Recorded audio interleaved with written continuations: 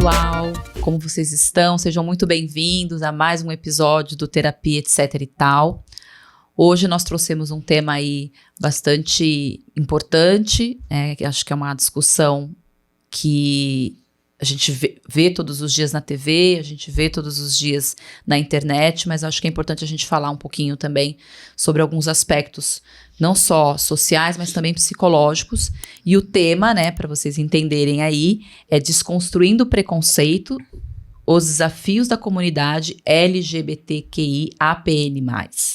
Então, nesse episódio, a gente vai abordar aí os desafios, os obstáculos e todas as questões sociais que promovem aí o preconceito, a perpetuação desse preconceito, e como que a gente pode combater esse tipo de preconceito, trazendo um pouco mais de inclusão e respeito aí a essa comunidade e trazendo uma sociedade mais igualitária. E para falar sobre isso, nós trouxemos aqui um convidado especial, que é o nosso querido colega, psicólogo, Alex Valério. Alex, seja muito bem-vindo. Obrigado. O Alex vai se apresentar, falar um pouquinho aí dele, da experiência dele, pra gente bater um papo super produtivo sobre o tema. Alex, fica à vontade, o microfone é todo seu. Obrigado, gente, pelo convite. Tô animado. Agora eu fico um pouco nervoso, mas tô animado. Eu sou o Alex, eu trabalho como psicólogo há algum tempo, nunca sei a conta direito, mas eu sou sexólogo, atendo especialmente adultos. Hoje de um formato bem só online, queria voltar para presencial, mas ainda não tá dando. Uhum. E trabalho bastante com pessoas LGBTQIAPN+, né? É um público que eu gosto de trabalhar e que faz muito sentido para mim, né? Acho que conversa muito com a minha vivência, eu também sou um homem gay, uso os pronomes ele e dele, e acho que é uma forma de algum jeito contribuir também, né, com a vivência dessas pessoas. Sem dúvida. Enfim, acho um pouquinho disso. Muito legal, muito obrigada. Imagina. Eu imagino, Alex, que até existe uma identificação das pessoas, né, que você falou, você trabalha com esse público, as pessoas, por saberem que você é um homem gay, que acabam se identificando, e a gente precisa disso, né, de profissionais de representação em todos os lugares, inclusive dentro da nossa profissão, né. Tem muita gente hoje que já vem, né, pessoas LGBTs que já vêm buscando um terapeuta do meio, e alguns meninos gays, inclusive, eles ficam assim, eles querem perguntar, você é gay? Né, porque, especialmente quando tá no começo dessa coisa, de se perceber, enfim, se descobrir, vamos dizer assim, geralmente eles buscam modelo, referências e coisas nesse sentido, então... Muito bom. Bom, e aí, gente, né, para compreender aqui um pouquinho melhor a questão dos desafios, eu acho que é importante a gente trazer aí um pouco da consciência. A gente vai falar primeiro, né, sobre o significado, né, de cada uma das letras, porque hoje a letra, né, tem várias aí letrinhas, às vezes as pessoas ficam meio perdidas, né, com relação... A sigla tá ficando cada vez maior, né, tá mais inclusiva. Exatamente, incluindo cada vez mais questões aí de sexualidade, de gênero. E aí a gente vai falar um pouquinho de cada uma das siglas, aliás, das letras, do significado delas, e depois a gente vai trazer um pouquinho aí da diferença entre gênero e orientação sexual. A gente não vai se prolongar nisso, até porque a ideia aqui não é dar uma aula sobre, mas falar sobre realmente as questões psicológicas sociais que envolvem. Você quer falar, Tina, a definição das letrinhas pra gente? Então, vamos lá, né? A gente começa com esse... Ficou um dicionário, várias coisinhas, né? Uma sopa de letras aí, mas a gente começa com a primeira, o L, é de lésbicas, gays, bissexuais, transgêneros, queer, intersexuais, assexuais, pansexuais e não binário, tá? Então, pra gente... E o mais, né? Que é de todas as outras. E o mais, que aí, vamos lá, né? Pra quem ainda não tem um nome, né, não estabeleceu-se ainda, né, um nome, uma nomenclatura, mas que está incluso também. Sim, né, que eu acho que essa é a ideia, inclusão total. É isso aí. Eu acho que uma coisa legal sobre as letras, porque fala-se muito de, nossa, isso tá enorme, como assim, pra que tanto? Só que eu acho que tem um ponto, né, sei lá, uma vez eu ouvi uma comparação que pra mim fez muito sentido, que é, sei lá, a tecnologia, a ciência avança muito buscando medicação, por exemplo, medicamento, e a gente quer pra ficar cada vez, sei lá, se curando de doenças, etc. Por que com sexualidade, na medida em que a gente descobre, avança e faz mais descobertas, né, isso também não pode ser incluído, né? Então eu acho que, de fato, aumentar a letra significa que mais gente está sendo representada, mais gente está sendo inclusa, né? Então eu espero que fique do tamanho do alfabeto mesmo. Adoro! Esse negócio. É verdade. As pessoas, às vezes até são tantas, né, definições, nomenclaturas que se coloca, que às vezes as pessoas ficam meio perdidas, né? Porque se a gente pensar, sei lá, começou eu acho que antigamente era GLS. GLS. Lembra de GLS? Às vezes eu denuncio a idade, que eu falta um GLS, sabe? Verdade, que era gays, lésbicas e simpatizantes, né? É. E aí depois foi mudando. Nossa, esse GLS agora denunciou na cidade. Meu Deus, gente, tem. gente é dessa época, né? É isso aí. Mas eu acho que é importante, sim, ter uma representação, né? É. E aí vamos lá, né, falar um pouquinho aqui sobre a questão do significado de gênero e orientação sexual. Eu vou realmente fazer uma leitura, gente, porque são muitas informações, mas depois a gente dá uma resumidinha, tá? Então aqui o gênero ele se refere a uma construção social e cultural que está relacionada às expectativas, papéis, comportamentos e identidades atribuídas pela sociedade às pessoas com base em sua classificação como masculino ou feminino. O gênero não está restrito apenas às características biológicas ou sexuais, mas é influenciado por fatores sociais, culturais e individuais.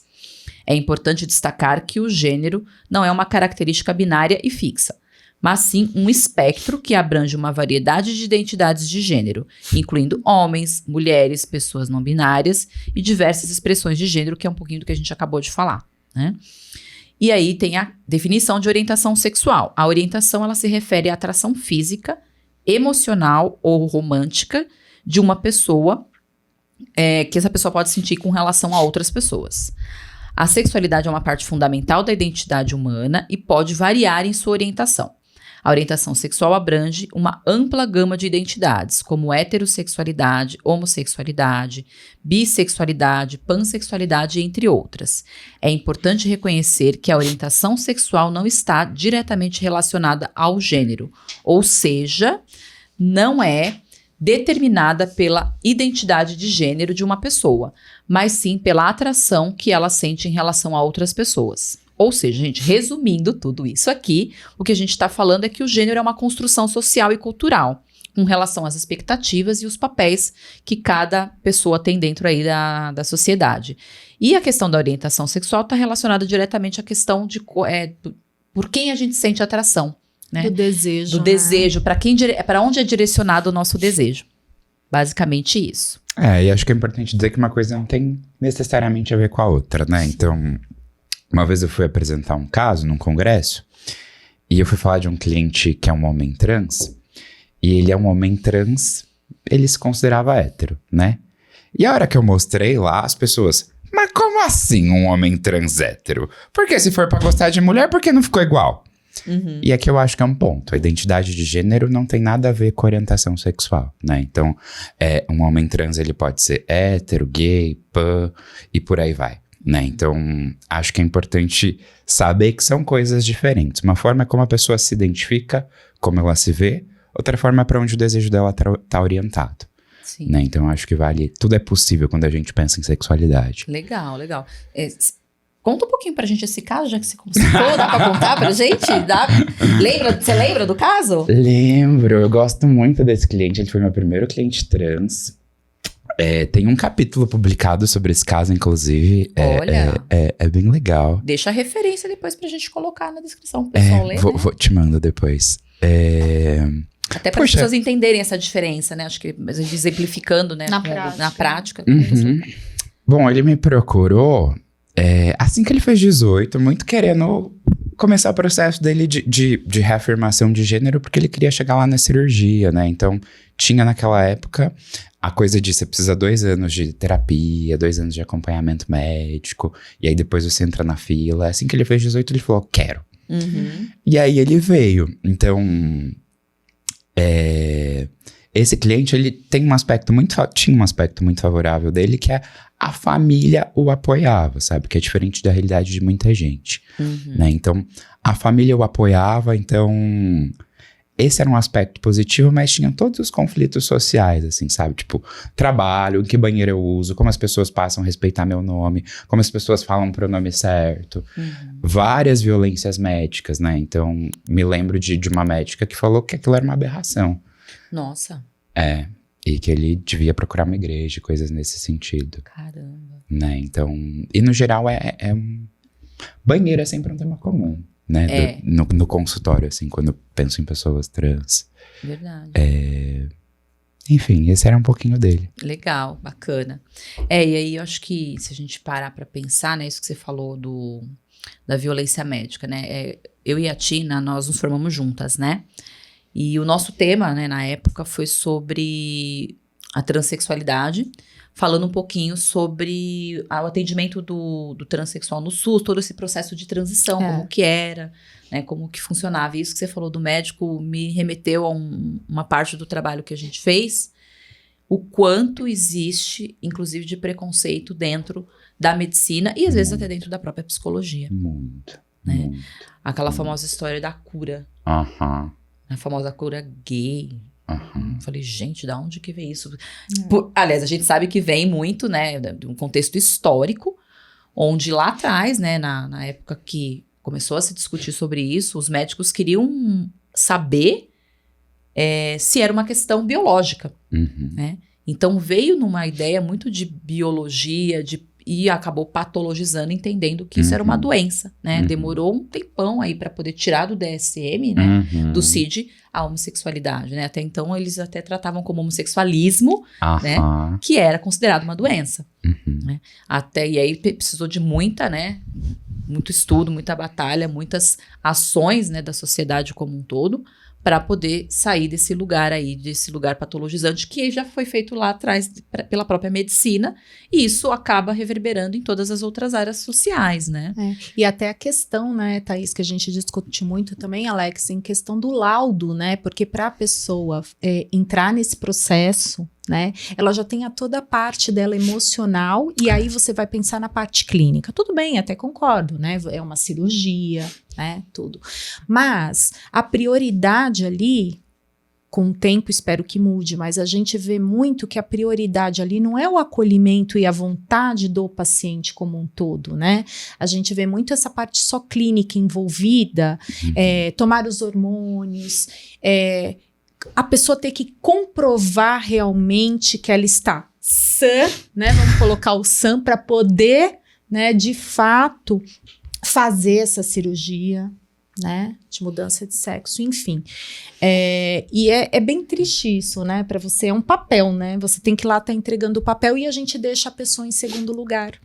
É muito triste mesmo. Acho que isso muda um pouco, tipo, antigamente para mudar o nome, as pessoas tinham que entrar num processo, com uma ação judicial, pro juiz decidir se, bom, não tá bom, né? Então, tipo, acho que nesse sentido deu uma avançadinha, mas ainda assim, a gente precisa lá fazer um relatório, sabe? Pra mandar. Escrever, ter testemunhas, escrever do próprio punho. Eu sempre falo, eu acho isso injusto que eu tenha que fazer isso, sabe? Que você tem que passar por isso, porque não acho que alguém deveria ter que te contar, sabe? Ter que te falar, puta, é verdade, ó, ele tá falando a verdade. Exato. Né? Isso é muito violento, de algum jeito. Com toda certeza, uma violência física, psicológica, de todos os tipos, né? É bem difícil mesmo.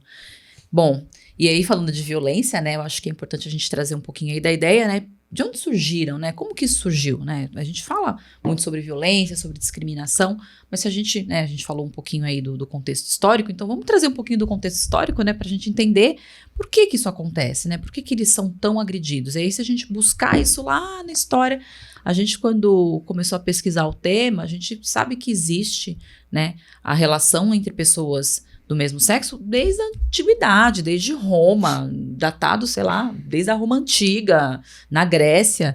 Então já existia ali toda uma relação, né, entre pessoas do mesmo gênero, e isso era super aceito como se fosse, não, como algo natural, né? Era natural, era comum. A mulher até a Tina comentou hoje, né, sobre a questão da mulher, era muito voltada para a questão da procriação.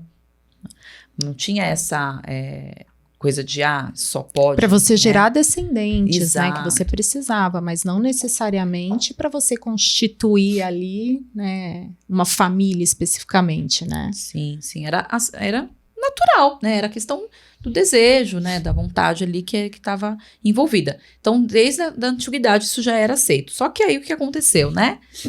Como sempre, né? Sempre tem alguém que vai chegar e falar, não, né? Vamos modificar isso aqui, vamos, né, dar um jeito. Aí teve o próprio cristianismo, o advento do cristianismo. Gente, só um parênteses, não estou falando mal da igreja, tá? Isso é o que aconteceu na história, tá, gente? Não... Pelo amor de Deus, né? A gente não tá aqui para falar sobre religião, mas entender o contexto histórico. Então, lá com o advento do cristianismo, houve aí uma necessidade. A igreja entendeu naquela época que, de alguma maneira, isso não estava correto, porque isso, de alguma maneira, trazia uma desordem social. Isso. Né? E o que a gente está falando de desordem social? A gente está falando de uma dificuldade de procriação, né? De gerar descendentes. Então, começou-se a olhar para a questão de pessoas do mesmo sexo relacionar como algo que aí desestabilizar a sociedade. Sim, e né? assim, era mais fácil para você ter o controle, né? Você criar uma norma. Qual que é a norma de uma família, né? Vamos criar essa norma. O que tem que ser uma constituição familiar? O homem, a mulher, gerar filhos, né? E assim vai, né? Sucessivamente. Então, foi criado mesmo por um controle mais fácil, digamos assim, né? Sim, para poder gerar descendente. E aí, eu acho que até tem... E aí você vê que a ideia ali era o controle, né, social de uma forma geral. Controle social. Controle social das pessoas. Fora que eu acho que também tem uma questão política, econômica ali envolvida, né? Porque vamos pensar, você tem um pai, uma mãe, um filho. Aí você traz mais um membro para... E você cria instituições, né? Exato. É muito mais fácil você nomear essas instituições, né? Você tem a instituição familiar, né? Como que ela se desenha, as coisas criadas para ela, né? Financeiramente, politicamente, tudo, né? Fica muito mais fácil do que você, como se fosse deixar à vontade dos outros, né? Então você vai perdendo o controle quando você deixa o à vontade, que deveria ser óbvio, mas não é, né? Então sempre tem um ganho aí, né? Vamos pensar no ganho que tinha com isso também. Pois é. Né? E aí isso foi se estendendo, né? Basicamente isso se estendeu até a Idade Moderna, século... Era crime até outro dia. Era né? crime. Então, se a gente pensar, existem países em que ainda são, né? Como é aquele da exatamente. Copa lá? Eu esqueci o nome do país. Tem da o Copa. que foi a última Nossa, Copa agora, né? Tem toda Gente, uma deu questão branco. lá. Não. Foi no Oriente. A última do Copa, Oriente gente. Médio. Como assim? A última Copa? Nossa, Tinha deu um toda branco, uma questão vamos de voltar, né? aplicativos de relacionamentos de pessoas LGBTs, tem um aviso, este não é um país seguro, sabe? Então, tipo, Olha. completamente violento. Então, existem países que ainda e sei lá, não tem muito tempo atrás a gente era crime, sabe? Tipo, sei lá, Stonewall aconteceu em 69, eu acho que até 62 era crime lá nos Estados Unidos. Ser gay, né? Quem dirá as outras siglas, né, gente? Sim. Inclusive agora, recente, tem pouquíssimo tempo que saiu uma reportagem falando de um país, acho que é lá da África, né? Que eles colocaram agora, colocaram não, né? Saiu lá uma lei de que é punido com pena de morte, foi na África, né? Que saiu agora bem recente, eu não vou lembrar, gente, porque a gente vai falando aqui, a gente vai lembrando das coisas, a gente não estuda às vezes, viu? A gente vai falando. A gente sabe, a gente sabe da onde, mas a sabe. gente sabe que tem, entendeu? Então, lá na África tem acabou de sair uma lei punindo, né, com pena de morte, quem for considerado, né, homossexual. Gente, nós estamos em 2023. 2023. Como é possível uma coisa dessa ainda existir, né? Então, vocês imaginam, né, quando a gente está falando aqui na época de 1400, 1700, como não era, né? E isso foi permanecendo, né, até que, obviamente, né, aí as pessoas começaram a se manifestar, começaram a buscar e lutar pelos seus direitos. Aí teve uma rebelião, a China sabe bem dessa história da rebelião. Posso falar uma coisa antes? Lembrei. A Copa do Catar. Mas não vinha. Eu falei, gente, não é Dubai, tá ali, não é o Catar, é o Catar. Boa, Exatamente.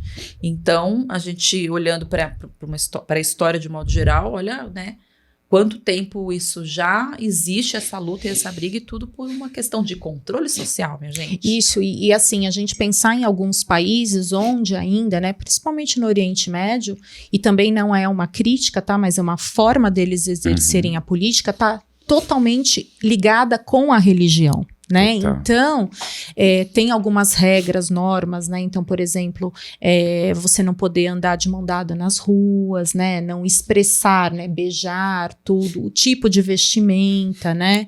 Então, e assim, às vezes em alguns lugares não tem muito uma separação de política e religião. Né? Então também tem isso do cultural mesmo de alguns países no Oriente Médio que não tem muito essa divisão e que daí a gente vai cair em outros, né, em outras situações aí também. A Tina sabe bem conta pra gente do Stonewall? Assim o Stonewall Inn, né, que era um bar, né, que estava ali na região de Nova York, e era realmente, na época era em 1969, mais ou menos nessa época, era frequentado por um público LGBT, eu vou falar o LGBT para ficar mais curtinho, né, e tudo bem, só que um belo dia, no dia 28, né, foi 28 de junho de 1969, teve uma batida especificamente, olha que eu não sou boa isso, né, mas assim, bem de madrugada, nessa data, de madrugada, teve uma batida policial lá, foi com a intenção mesmo de coibir esses encontros, né, que eles julgavam como errados, caindo o quê? A lei lá para os Estados Unidos que você não poderia ser homossexual é crime, caiu isso até em 71, isso já era, em 61, isso foi em 69, olha como que mesmo não tendo mais isso, 8 anos depois de ter caído isso, eles foram lá realmente com uma batida intencional para coibir as pessoas que estavam lá se divertindo, dançando, expondo realmente de uma forma liberta ali naquele espaço, né, a sua maneira de ser. Né? E aí, só que aconteceu o seguinte, que eles não estavam esperando. Foram muitas pessoas presas, mas alguns resistiram. E aí deu um quebra-pau mesmo, né? Tem um filme que depois a gente vai colocar na descrição do vídeo. Na descrição do vídeo, que conta um pouquinho dessa história e é bem legal, né? Que vai dar um pouco claro que eles passaram de ficarem presos para dentro, deixarem policial também, às vezes, segurando lá dentro. Foi realmente uma revolta, que é conhecido como a revolta, né, de Stonewall Inn, mas que é interessante mesmo que começou com poucas pessoas que falaram, não, eu já não aguento mais, começou pela repressão da polícia, eu não consigo mais viver com essa repressão que a gente tá quieto aqui, não tá fazendo mal para ninguém. E aí, o que aconteceu? Teve essa repressão, duraram acho que 5 dias, né? Acho que foram 5 dias de revolta ali, depois foi contido tudo. E 1 ano exatamente depois, houve a primeira marcha, né? Que foi unindo durante esse período mais pessoas que estavam de acordo com o que aconteceu, né? Na defesa mesmo da liberdade de ser o que a gente deseja ser. E aí eles foram fazendo a marcha até um ponto turístico muito famoso de Nova York, que é o Central Park. E foi juntando cada vez mais pessoas. E o que deu hoje, né, também é a forma da parada gay, né? Que foi a primeira marcha que foi depois levando a parada gay para outros países. Isso. E foi criando força, né? Assim como os movimentos também femininos, né? Sim, que também contribuíram, né? Os movimentos feministas também contribuíram também bastante para isso luta, também. Né? Né? Tudo aquilo que as pessoas entendem como as classes minoritárias. Né? Então, juntou o movimento feminista, juntou o movimento, né, dos gays, tanto é que o dia 28/6 de 1969, como diz a Tina, foi essa rebelião, que é o dia, inclusive, que a gente comemora aí o Dia do Orgulho. E a gente vê hoje que virou um super evento, né, que vem pessoas de fora. O Brasil, ele tem muito essa cara dessa liberdade. Às vezes fica só um pouco na cara, mas a gente sabe que a gente tem um pouco desse temperamento mais liberto, né? Então, eu vejo assim, mas olha como tudo começou, né? Hoje é uma festa, uma comemoração, mas não foi bem assim, né? Foi vindo de muita violência naquela época, né? Mas que se não tivesse acontecido aquilo e algumas pessoas não tivessem posto sua cara a tapa ali, né? Muitas presas, não teríamos chegado hoje onde estamos. Mas é um processo, um caminho aí, né? Exatamente. Muito bem. Quer falar alguma coisa sobre isso, Alex? Não, acho que é isso, né? Acho que a parada hoje, né, ela, além de ser uma festa, também é esse movimento da gente mostrar que pode estar nas ruas, né, que a nossa existência deve ser respeitada, né, de buscar e lutar por direitos, né? A parada desse ano pensava justamente em políticas públicas por inteiras e não pela metade. Pensando nos últimos anos de governo e tal, né, como algumas políticas públicas só deixaram de existir ou de serem pensadas, né, acho que é um movimento também pra gente se lembrar e pra gente lutar por coisas, né, e é um movimento, enfim, enorme, muito bonito hoje em dia. Sim, né? é isso que você falou, foi muito importante, né, Tina? Porque hoje é uma festa, mas a custo de muita violência, né? Exato, né? Se a gente for ver bem, você tem que estar lá para se reafirmar, né? É uma coisa de reafirmação. Então, quando você se expõe, tem seu lado positivo, que nem o Alex falou, porque a gente ganha aquele espaço, cada vez mais você vai ganhando espaço e representatividade, né? Porque a marcha começou pequena e vai aumentando a cada ano, né? Tanto que tem que estruturar esses eventos bem, porque é muita gente. Mas, assim, se a gente pensar, veio de algo triste, né? Sem sombra de dúvidas. E aí, eu acho que se a gente pensar um pouquinho sobre isso, a gente falou bastante, né, de como isso aconteceu no mundo, né, como que isso se estruturou, mas se a gente pensar como que isso chegou no Brasil, né, a gente teve muitos movimentos feministas aqui no Brasil, principalmente depois da ditadura, que foi contribuindo aí para isso, até porque a gente vem de uma cultura cristã, né, europeia, influenciada por isso. Então acho que a Tina falou muitas vezes, a religião também influencia muito nesse sentido. Então juntou a questão da cultura europeia e cristã que a gente tem aqui no Brasil, mais o regime militar, e aí essas violências acabaram vindo para o Brasil também, né, já existia obviamente, mas foi piorando, e aí os movimentos feministas aqui no Brasil, juntamente com o que a gente entende com essas classes que eram excluídas, é que começou-se as lutas, né? Tem o Grupo Gay da Bahia também, que trabalha muito fortemente, são bem representativos. Tem hoje o ANTRA também, o ANTRA, né? É bem bacana, gosto que bastante. Também traz bastante informação para quem tiver interesse, acho que é bacana buscar informação. E assim as coisas foram desenrolando. Mas, né, falamos bastante de história, agora vamos falar aqui um pouquinho sobre os desafios, né, Alex? Conta pra gente aí, né, quais são os principais desafios psicológicos que você entende aí que são enfrentados por essas pessoas com relação ao preconceito e à discriminação. Como que você enxerga isso? Como que você acha que isso afeta a saúde mental? Tá. Eu acho que existem, né, muitos estudos que mostram, né, que populações de minoria, especificamente população LGBT, especificamente mais ainda a população T, né, que são mais vulneráveis a doenças mentais, tipo depressão, ansiedade, né? Então a gente observa nesse público já uma predisposição, quase pensando no contexto social, sabe? Eu acho que isso é muito resultado de exclusão, medo, bullying e coisas nesse sentido, né? Então, sei lá, é muito difícil pensar numa pessoa LGBT que chega no consultório hoje que não relate bullying quando era adolescente.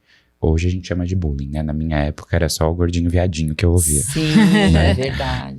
Que era brincadeira, né? Então, acho que desde muito, muito novos, a gente começa a receber mensagens de que a nossa existência, o nosso jeito de ser não tá certo e não é aceito, né? E isso gera muitos conflitos, do tipo, o que tem de errado comigo?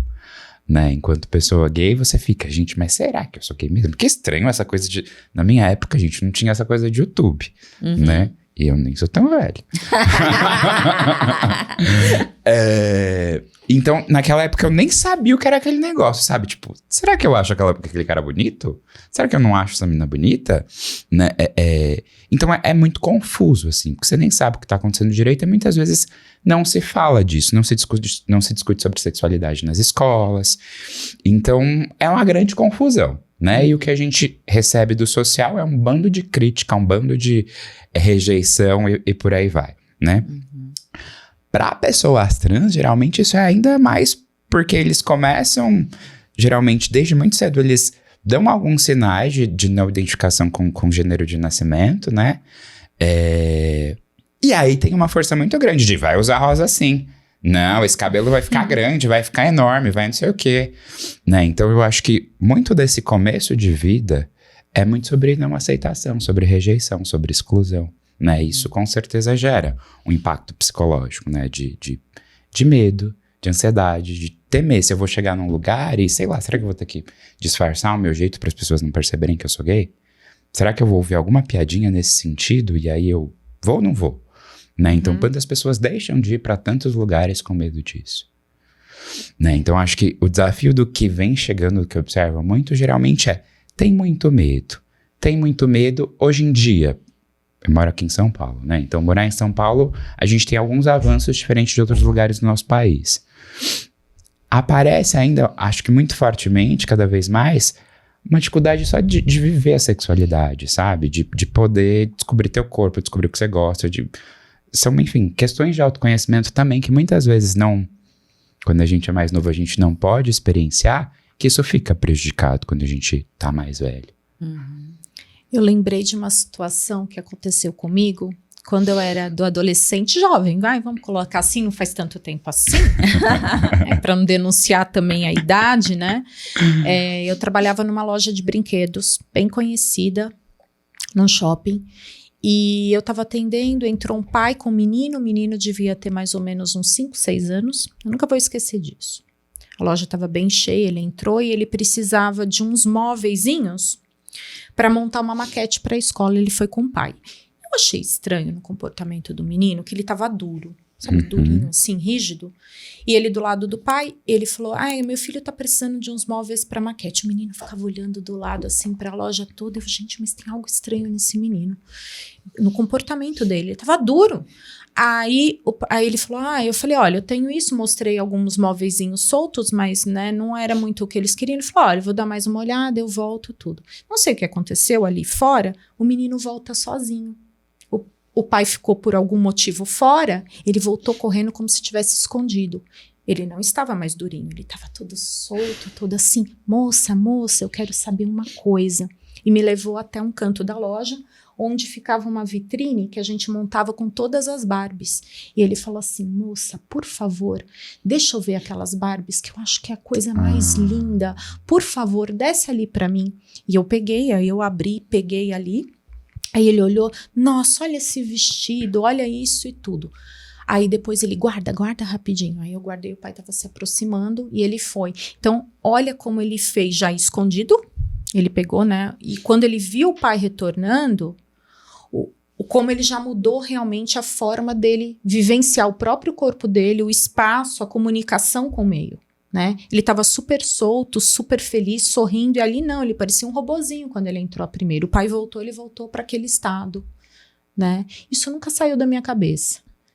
Eu fiquei muito pensando nisso, contei isso em algumas situações que eu debati, falei assim, olha o cuidado que a gente tem que ter com essa criança, né? O quanto futuramente, que é o que você falou, porque já é tido como estou fazendo algo errado e tenho que disfarçar quando minha família estiver perto. Sim. E olha que violento. Quantos anos esse menino tinha? 5 para 6 anos. 5 para 6 e olha, ele já tá percebendo que o mundo não aceita ele do jeito que ele é.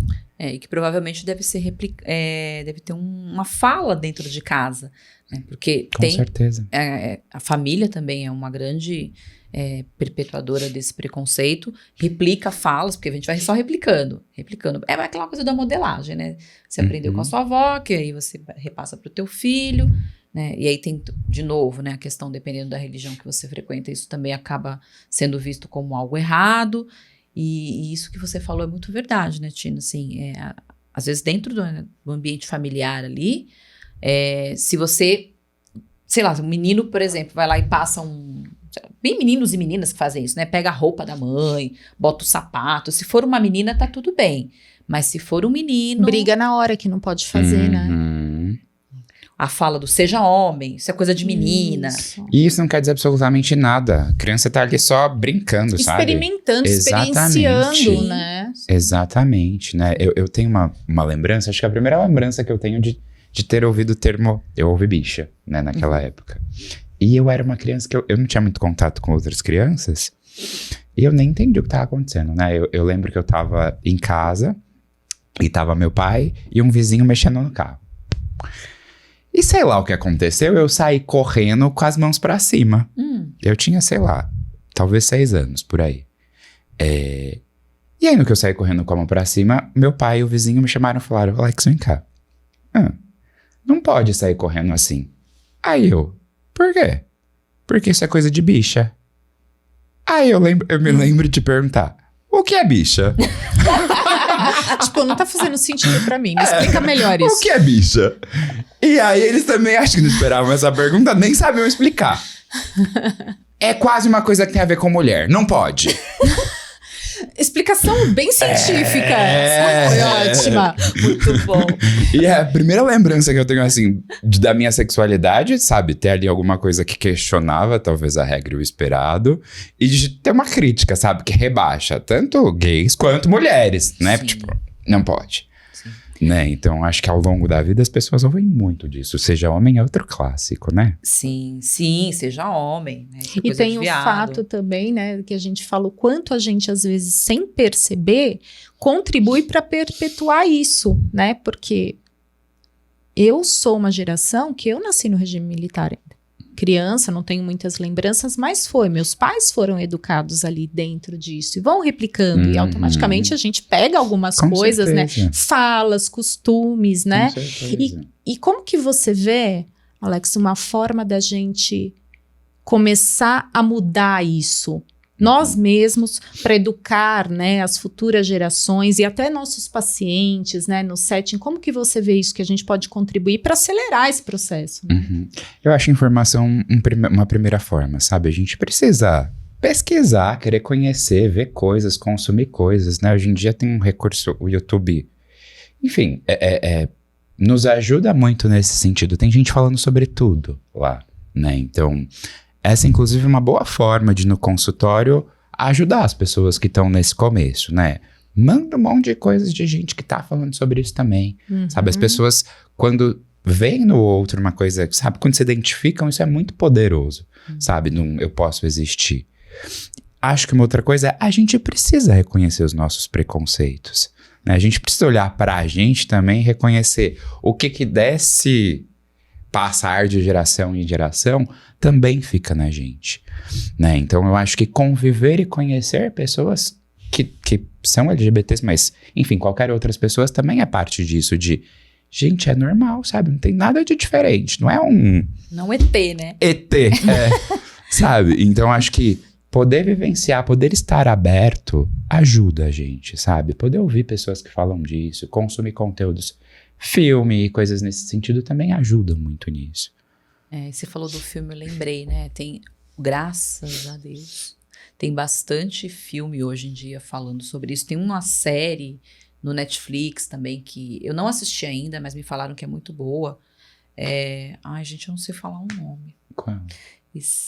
Sobre uma série adolescente. Heartstopper. Isso, essa aí. É fofinho demais. Diz que é uma graça, né? Que É uma aborda graça. bastante essa questão, né? Eu ainda não tive a oportunidade de assistir. Vi só uns pedacinhos que falaram que é muito boa. Muita gente fala muito bem dessa, porque antigamente, mais ainda, quando se via pessoas LGBTs em filmes, era na desgraceira. No final, alguém morria, sabe? Tem uma novela, eu não sei qual é, que tinha 2 mulheres lésbicas. Uma novela da Globo, não me lembro qual é. Eu lembro, né? Um acidente de carro, né? Mataram as depois mulheres. pra disputar a herança, né? Exatamente. Foi assim, uma coisa, quase um drama mexicano, né? Tem drama, assim. E no fim, matam lá o casal de mulheres, Mata né? mesmo, mata muito mesmo. sempre de filmes e séries tinham esse conteúdo que no fim terminava triste. Heartstopper é uma coisa fofa, romantiquinha, sabe? Que você quer viver um romance quando você vê. Sim, e é possível. Sim. Né? Isso que é o mais importante, não é só tragédia, porque aí dá aquela conotação assim, gente, é uma avaliação minha, tá? Se acontece uma coisa negativa é porque você fez alguma coisa de errado. Então você já leva, sem querer, inconscientemente, para uma ideia culpa aí é De que você tá sendo punido, né? Exato. Por algo. Eu acho. Mesmo, Tem um filme também que passou esses dias na sessão da tarde. Chama Com Amor, Simon. Tão fofo Você também. assistiu? Ai, gente, eu acho esse filme tão Eu ainda não fofo. assisti, eu achei que eu tivesse assistido, tava comentando no carro, né, com a Thaís, que eu quero assistir. Ela contou aqui a sinopse do filme, tô querendo inclusive, assistir. a gente tem a dica de filme lá no meu Instagram, então, já dando spoiler, né? A gente vai falar sobre esse filme. É muito E fofo. ele é uma graça, né? E fala muito sobre essa questão da aceitação da família. Né? Aliás, não da aceitação, mas do medo que ele tinha, né? Porque o adolescente, quando ele quando ele se descobre, né? Ele tem muito medo do preconceito que ele vai ter dentro de casa, Claro. da própria família, o medo da aceitação ou não dos amigos, Uhum. né? E o filme, ele conta um pouquinho dessa trajetória do Simon, porque em algum momento ali do filme, né, ele tem alguém da escola num blog que eles têm compartilhado, não sei como é que é o nome, lá nos Estados Unidos é bem comum isso, né? E aí um rapaz, né, vai lá e fala que ele é gay, que ele usava o codinome de Blue, e aí ele começa a falar com essa pessoa, e ele tenta, no decorrer do filme, saber quem é o Blue, porque ele queria viver uma história de amor, mas tinha aquele conflito, será que meus amigos vão aceitar ou não, né? Teve até um pedaço do filme que tem um colega que meio que faz chantagem com ele, né? E ele morrendo de medo das pessoas descobrirem. No final do filme, tudo dá certo, ele descobre quem é o Blue, tem uma cena linda na roda gigante. Ó, você Ó, deu o spoiler. spoiler. Já, mas ela já tinha me dado também, né? Já. Alerta de spoiler, tem, gente. Conto, tem Pelo menos não conta spoilers, quem é o tá? Blue. Não vou contar quem é o Blue, entendeu?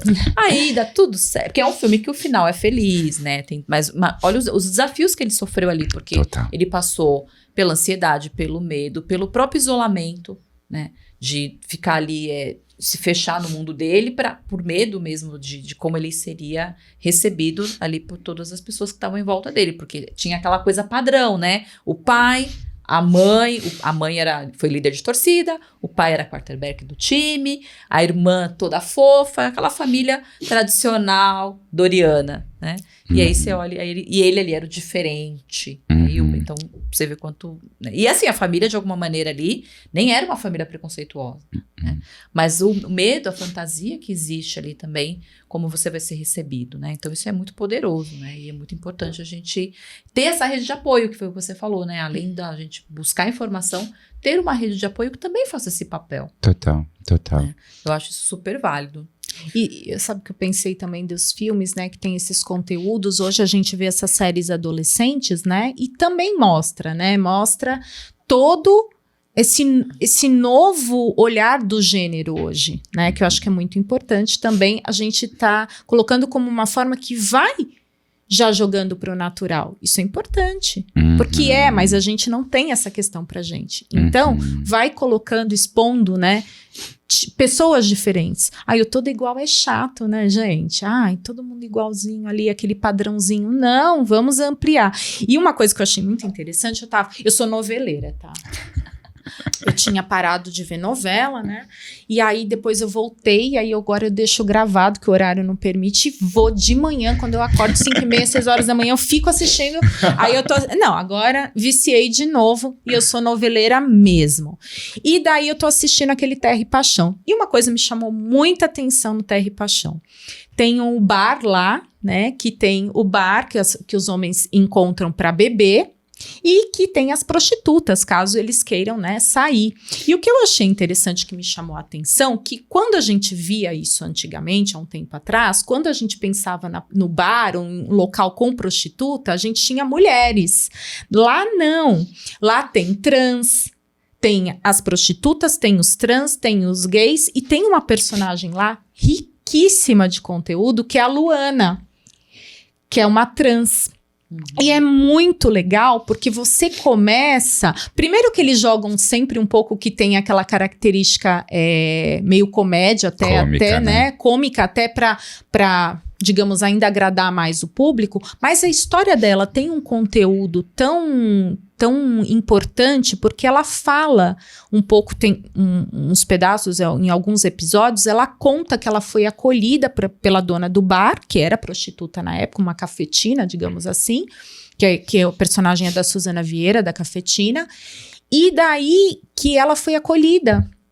Tudo bem, ela entrou na prostituição, mas pelo menos ela foi ali ter um emprego, né? E que ela foi acolhida, e que ela foi amada, né? E o quanto... E ela tem uma voz esplêndida, e o sonho é ser cantora mesmo, e uma diva, né?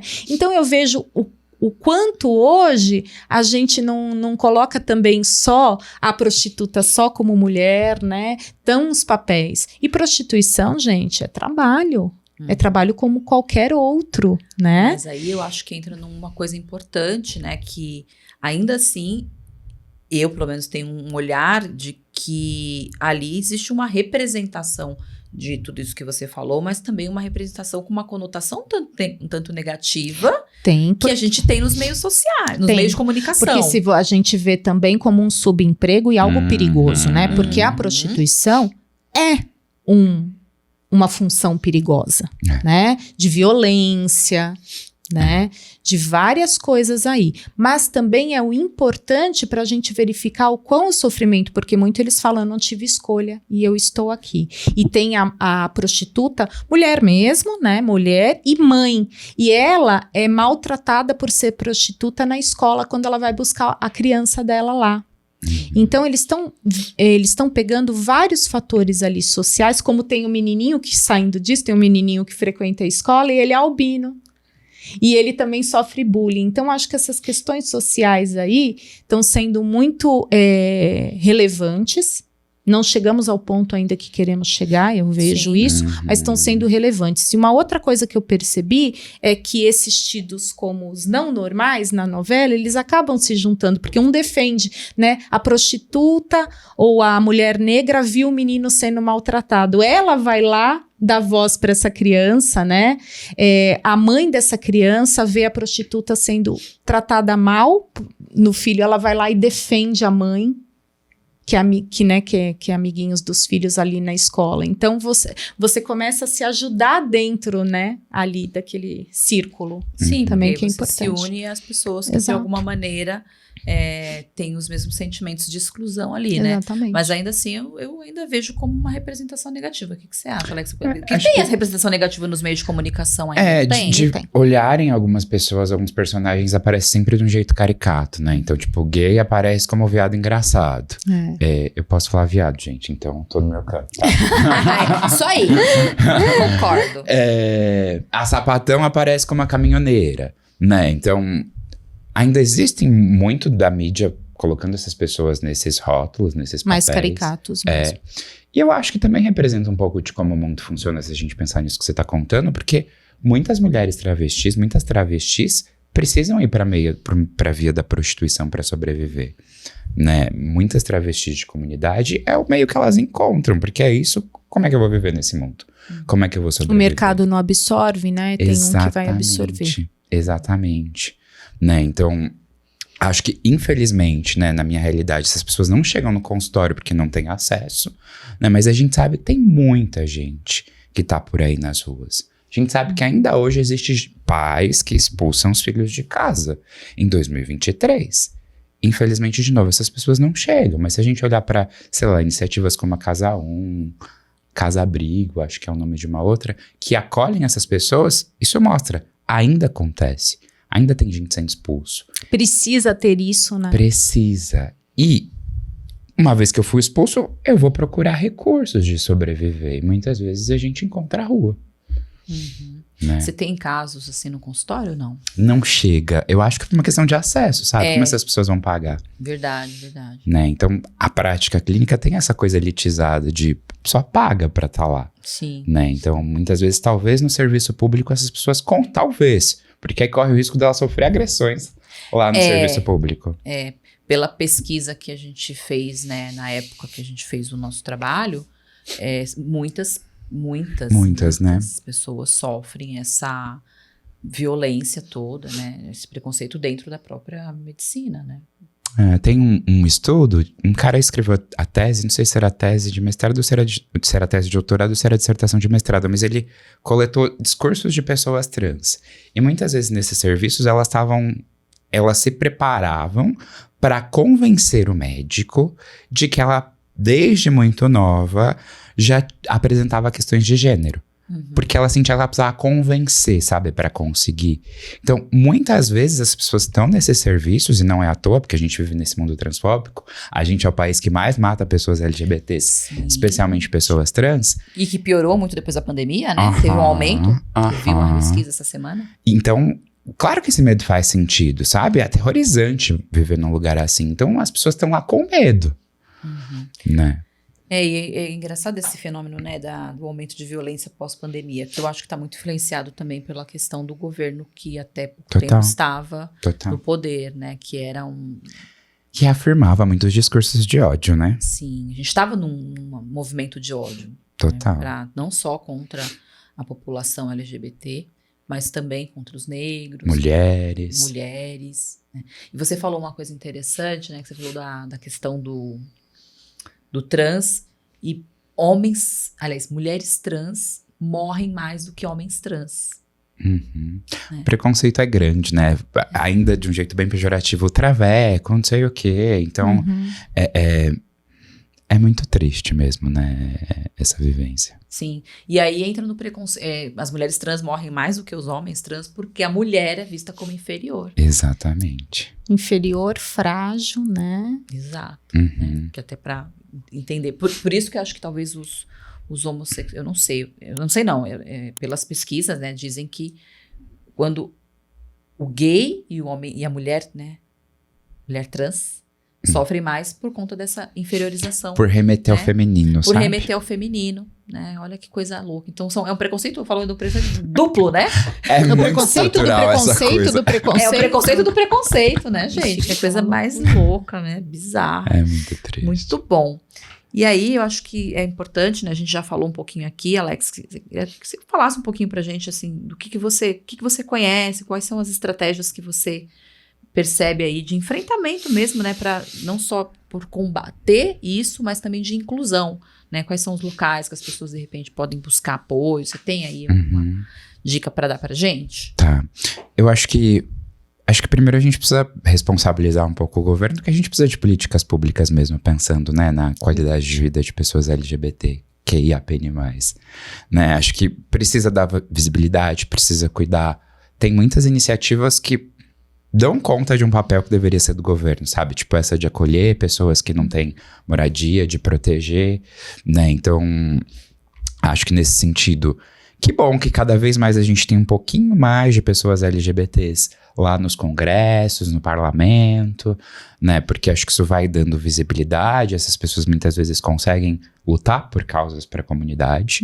Acho que é um primeiro ponto. Acho que tem um ponto enquanto cidadão mesmo, que eu acho que a gente precisa olhar para o nosso próprio umbigo e reconhecer os nossos preconceitos e se aproximar, né? Acho que, enquanto terapeuta, eu fico pensando que é sempre um papel importante estar nestes lugares e incentivar que as pessoas estejam nesses lugares, né? Eu sempre vou sugerindo para os meus clientes construírem uma rede. Porque eu acho que a rede tem essa importância das pessoas irem se cuidando, sabe? Tipo lá na novela. Sim. As pessoas vão se fortalecendo, né? Eu acho que o espaço de escuta é um espaço em que a gente pode existir, sabe? Na medida em que eu me sinto ouvido, na medida que eu vejo que existem pessoas como eu posso existir. É na medida que eu existo que eu posso lutar pelas coisas. É o se sentir representado, né? Exatamente. Você se vê pelo outro, né? E quando você não consegue ter esse espelho, né? Você vê aquela coisa enorme. Ai, não tô me encaixando, então eu tenho que me esconder. Né? Exatamente.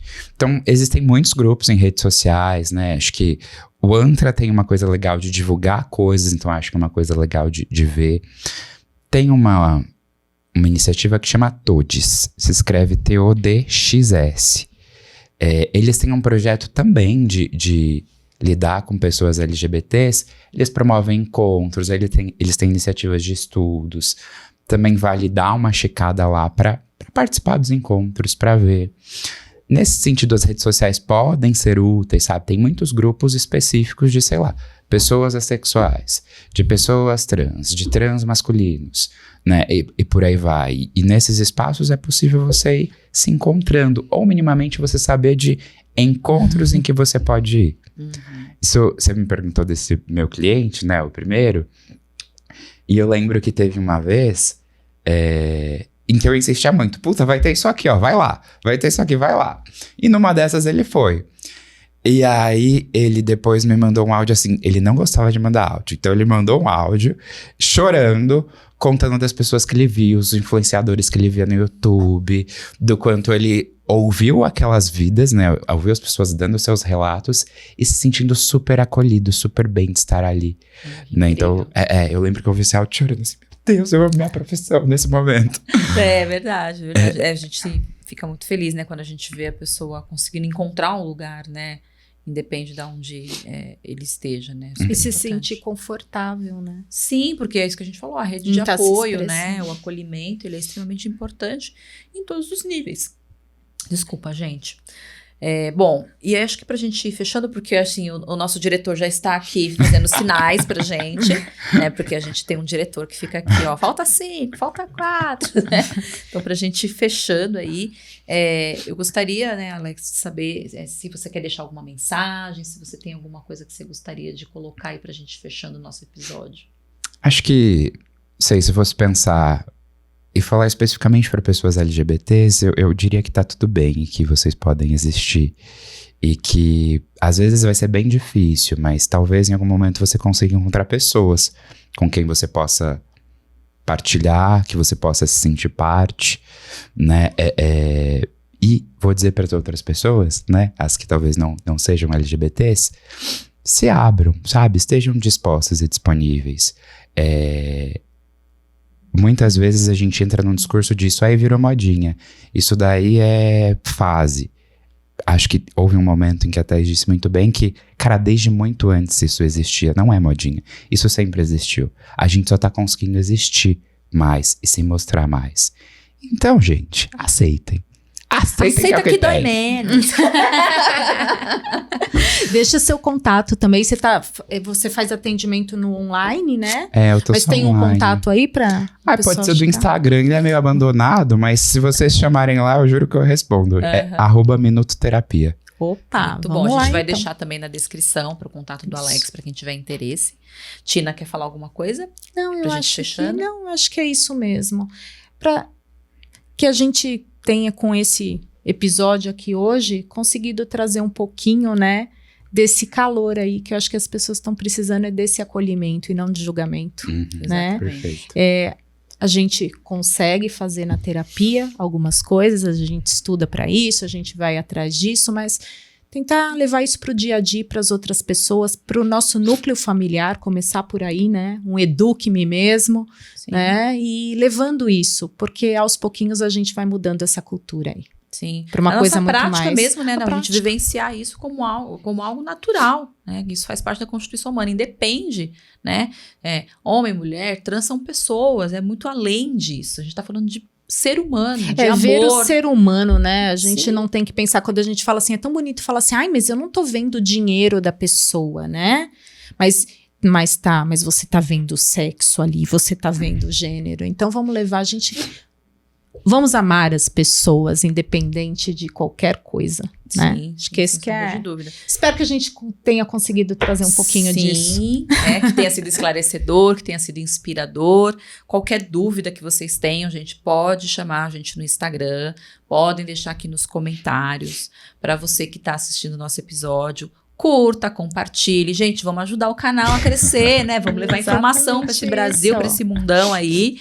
Queria agradecer, Alex, sua presença de coração. Muita Alex, gratidão. muito bom ter você aqui. Foi um papo muito, muito, muito bacana. Que bom. Obrigado pelo convite, gente. Foi ótimo estar com vocês. Muito bom. Gente, muito obrigada. Tina, dá tchau pro pessoal. Tchau, pessoal. Bom dia, beijo. boa tarde, boa noite. Boa semana pra vocês, gente. Até mais.